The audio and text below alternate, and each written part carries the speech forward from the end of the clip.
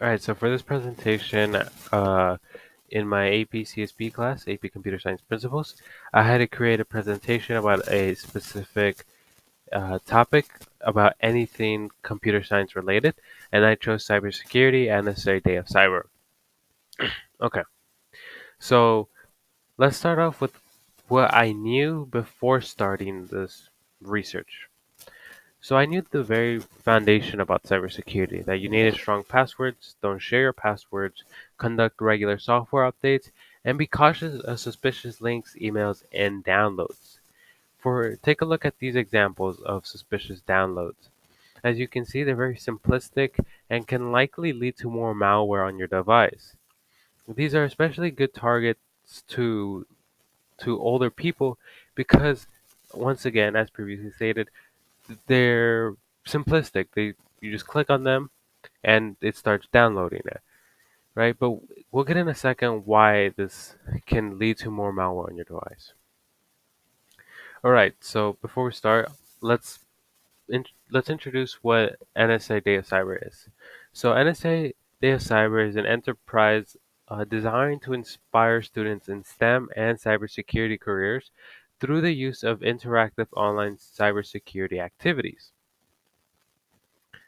So why did I choose cybersecurity? I chose it because of pure interest and pure curiosity, and also possible pursuit in cybersecurity. All right.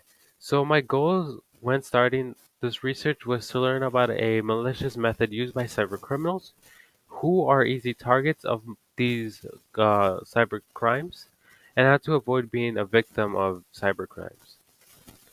All right. So the cybercrime that I chose for my topic was ransomware. So ransomware is designed to encrypt files and systems, rendering them as unusable. Then malicious actors, or commonly known as hackers, will demand ransom in exchange for decryption of the files and systems.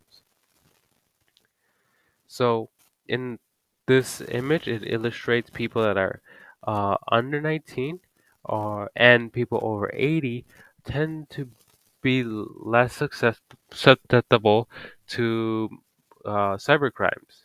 So people over 80 tend to not fall victims of cybercrimes, typically because they likely don't have access to the internet as many young people do.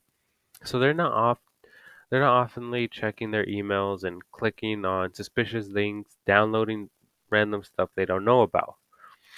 And people under 19 know more about the internet. They were raised by the internet, if you will.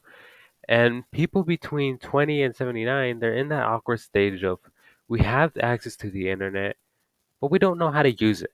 We're trying to learn how to use it, right? So they're clicking links, they're downloading things, right? They're getting emails of people who pretend to be family and they believe them and they fall victim to them and yeah, and can be susceptible to ransomware.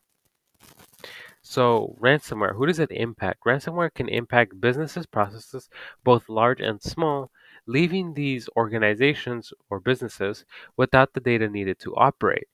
Businesses can be negatively affected largely and can also lose large profits. They can also corrupt some businesses. Um, some surprises about ransomware is that it can instill fear and panic onto the victims, which can further make them click on links, download stuff, and become infected with additional malware. It can also make them pay the ransom because of their fear and panic that was instilled. But however, paying the ransom does not guarantee that uh, your encrypted files are released. Sometimes these hackers will just ask for the ransom, take your ransom, and not even proceed with further contacts. Or sometimes they take the ransom and release the encrypted files. However, that is not likely. So, preventions about ransomware is secure internet-facing devices, update software, and update on operating systems to check for vulnerabilities. If you have any suspicion or are experiencing ransomware, contact the federal law and or the CISA, and keep encrypted offline backups and test them regularly. Okay, we're getting towards the end. Were my goals met? Yes, my goals were met because I learned about a malicious method used by cybercriminals. I learned who are easy targets about cybercrimes and how to avoid or how to prevent being a victim of cybercrimes, specifically ransomware. Uh, the likes about this content is that it's related to programming, network administration, and data analysis. And I also really like how it's a continuous learning and adaptive field.